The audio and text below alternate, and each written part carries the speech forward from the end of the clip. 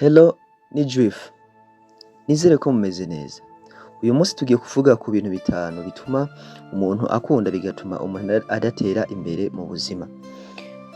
Akenshi ukunda gusanga abantu dufise ibintu dukunda, ugasanga dufise ibintu bituryohera, rimwe na rimwe ugasanga ivyo bintu nivyo bituma umuntu adatera intambwe mu buzima, kandi akabaho yipfuza gutunga amafaranga canke akabaho yipfuza gutera imbere canke akabaho yipfuza gushika ku kintu kanaka, ariko ugasanga uko imyaka igenda yama yisanga ari muri vya bindi nyene, yama yisanga ari hahandi nyene, imyaka ikagenda n'iyindi, ariko yagenda kwitegereza agasanga hariho ibintu umuntu akunda, ivyo bintu umuntu akunda bigatuma umuntu atavansa canke bigatuma umuntu adatera imbere, nyamara we ku ruhande rwiwe ntabibone, ariko akabona umenga amakosa ari ku rundi ruhande. Uyu munsi rero tugiye kurabira hamwe ivyo bintu bitanu. Nimba ukunda ibi bintu bitanu, menya yuko bigoye gutera imbere, menya yuko amahirwe yo gutera imbere ari make cane muri ubu buzima, parce que muri ubu buzima birasaba kwigomwa, birasaba rimwe na rimwe guheba ibintu ukunda kugira ngo ushike ku vyo wipfuza. Ikaze kuri Juife, nimba uri mushasha urabe yuko wakoze subscribe, nimba ukunze iki kiganiro udusigire like, nimba hari igitekerezo ufite cyo gutanga ugende muri commentaire utwandikire, uzoba ukoze cyane. Ikaze. Ikintu ca mbere, nimba ugikunda cyane bizogorana yuko utera imbere canke amahirwe asari nkaho atayahari yo gushika ku byo wipfuza, ni ugukunda abagore canke kugirira apeti igitsina gore. Iki kintu uba wumva umenga ni ikintu gisanzwe, kubera yuko umuntu wese mu mubiri wiwe canke umusore wese mu mubiri wiwe niko abaremwe mu gukunda abagore canke abaremwe mu kumvira apeti igitsina gore. Ariko ibi bintu ntivyakunanira gukontorora, ariko irira ryawe niryakunanira gukontorora mu buzima, uzisanga waracitse imbata y'ivyo bintu, waracitse umuntu yigumira muri ivyo, ugasanga n'amafaranga uriko urarondera n'ibintu byose uriko urarondera uriko bitwara muri ivyo. Akenshi ukunda gusanga umugabo canke umusore yirirwa arakora, ugasanga ku mugoroba hageze kuruhuka arondeye umukobwa canke arondeye umugore kugira ngo amufashe kuruhuka. Mu majambo make canke mu bisanzwe nukora biriya bintu, uzomenye yuko uko ugaburira irari ryawe, uko ugaburira umubiri wawe, uko umubiri wawe umenyereza, ahubwo uzotera ugusaba byinshi birenze. Uko uzoryamana n'abakobwa benshi canke uzobandanya uryamana n'abagore benshi, niko uzobandanya ushaka guhura n'abandi benshi, kubera ko umubiri ukunda ico wawumenyereje. Rero nubikora cyane canke nubirukamo cyane, uzosanga ibintu byose uri kurakora ata kindi kintu uri kuriyumvira, uvuga ati cyo ndagiye kurondera amahera, ninyaronka aya mahera canke ndakurondera umukobwa mwiza turyamane canke dusohokane. Usange ubuzima bwawe buguma buri muri ivyo, amahera yose urondera ari muri ivyo, nturi kuremvesa canke nturi kurasevinga, kubera ko umubiri wawe wamaze kumenyereza iki kintu, umubiri wawe wamaze kumenyereza kwiruka inyuma y'abagore. N'abagore nuko bimeze, hariho abagore usanga bikundira abagabo, usanga arondera amafaranga avuga ati jewe nzoca ndondera umugabo dusohokana canke umusore, kuko ivyo bigezweho cyane muri iki gihe. Rero nimba uri umuntu ushaka gutera imbere canke ushaka kugira ikintu kanaka ushikako, menya gukontorora amarangamutima canke menya gukontorora irari ry'umubiri wawe, kubera ko nutari kontrola irari ry'umubiri wawe uzokwisanga ari ryo rikorera kuyobora hako wewe uriyobora. Kandi ni wamara kuyoborwa n'iryo rari, uzosanga ibintu byose ukora, amafaranga yose urondera, ibintu byose wiyumvira bihagaze ku gitsina gusa atahandi. Kandi byamara guhagarara ku gitsina, uzomenye yuko iterambere tazokunda canke iterambere bizogorana cyane kugira ngo rikunde mu buzima bwawe.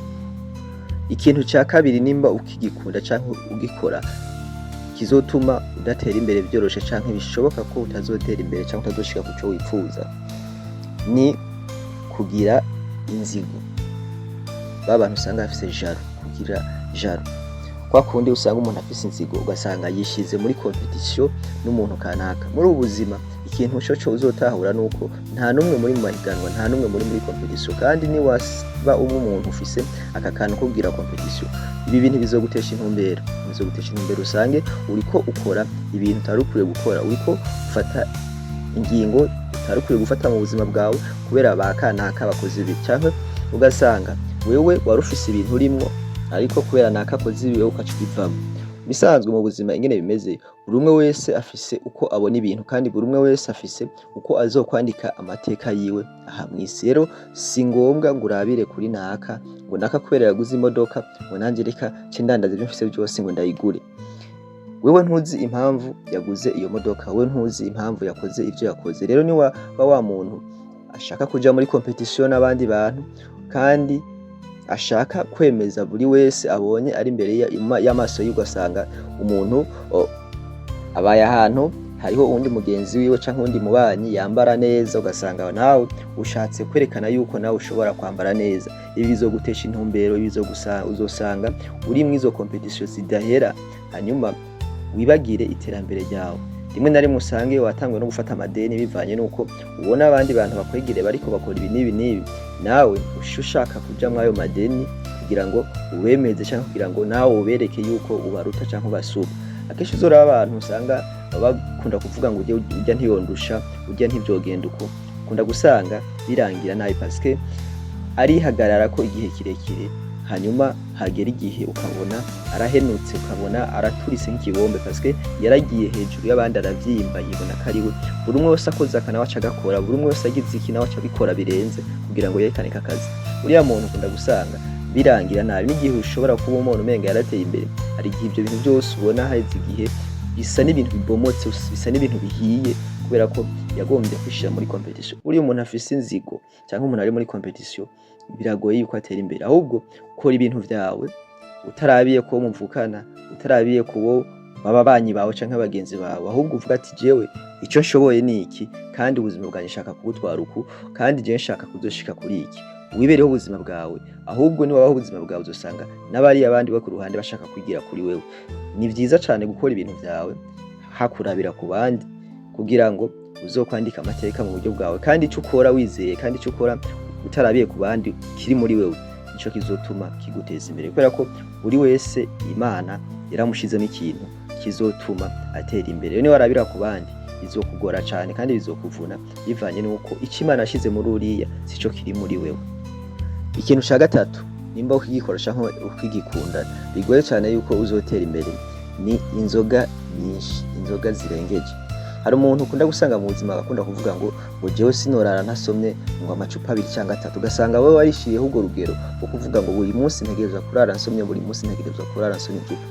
Mu bisanzwe uzorabe ababosi, umubosi kugira ngo uzobone yaborewe vyamurenze, ivyo bintu ntibibaho, kubera ko umubosi ntashobora kunywa inzoga zimukura muri controle kugira ngo ananirwe gukontrola ibintu vyiwe. Nimba nawe ushobora kunywa inzoga zigukura muri controle, menya yuko bigoye nuko uzoshobora gukontrola amafaranga.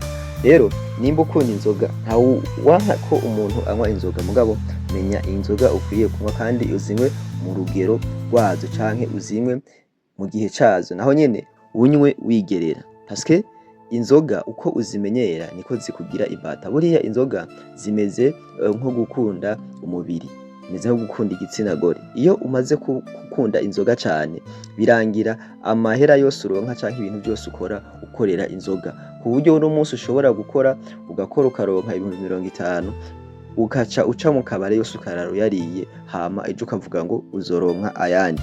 Icyo nico kintu gituma abantu benshi bahimiriza abantu kutanywa inzoga, kubera ko iyo umaze gusoma icupa rya mbere, rya kabiri, rya gatatu rikamara gushika mu mutwe no ku mutima, rigukura muri controle, rigatuma ugira n'umutima mwiza wo gusorora cane. Rero iyo umaze kubusorora cane biragoye. Akenshi uzosanga n'ababosi, uzoraba mu bosi iyo aje mu kabara agasanga muricaye, arashobora kubasorora mwese akababoreza, ariko we ntaboregwe. Harya uzozurashiramwo ubwenge, ashobora kuza agasanga mwicaye ahantu abati bahiya mbere, bahiya kabiri, ya gatatu, mugabo ugasanga wewe anyoye imwe, hanyuma aciye basigira asize ari chef facture, hama arigendeye. Biriya bizokwereka yuko umubosi abazi impamvu adashobora kumurega. Rero nimba ukunda inzoga cane, inzoga zirenze, menya yuko bigoye cane ko uzoshobora gutera imbere. Nywa nke hama ugira imigambi, parce niyo wanywa nyinshi bizotuma ata saving ukora, parce hari n'umuntu mushaka kujana mu kabari ugasaba ati eba ati fatira ya mahera ko ndazi nimara kuboregwa ibara yaza kugwa. Hari n'umuntu umufatira ayo mahera mwajanye, hanyuma wayamwima yaborewe, mugatangura gushwana, wayamuha hama bukeye ugati Imana kweri ki wampaye ajya mahera, ukavuga ati ne ko ari kuranshwana ushaka ko tugwana, ngo ati ntuzusubire ndaguhaye amahera yabike, kuko iyo maze kuborerwa ibintu bigenda nabi.